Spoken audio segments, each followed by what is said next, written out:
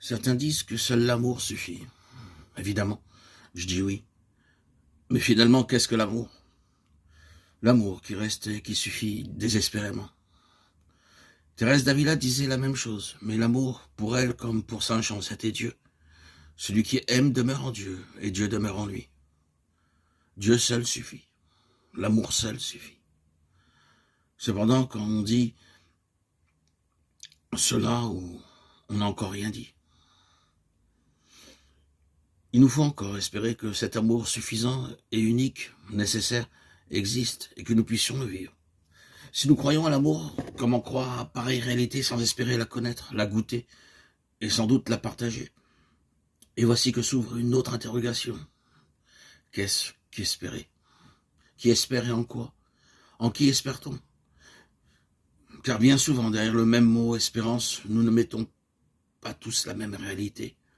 Le sens habituel du mot espérance, confondu avec celui d'espoir, concerne en effet l'avenir, l'attente de quelque chose qui n'est pas encore là et qui, d'une certaine façon, déréalise ce qui est présent.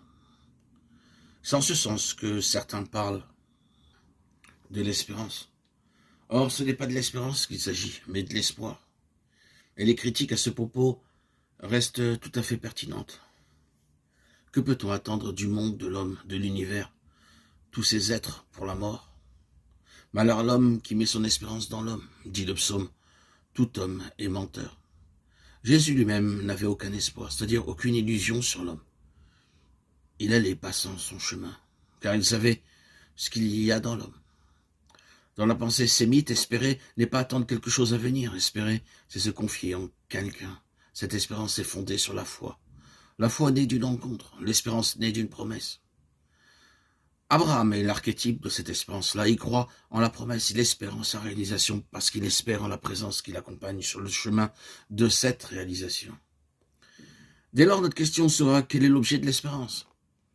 C'est ce que vont découvrir Abraham, le peuple d'Israël, et un certain nombre d'hommes et de femmes à sa suite, en désespérant des objets avec lesquels ils identifient la promesse.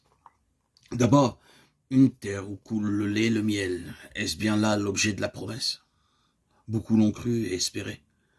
Pourtant, après avoir découvert cette terre et être entrés en sa possession, ils surent que ce n'était pas là l'objet véritable de leur espérance.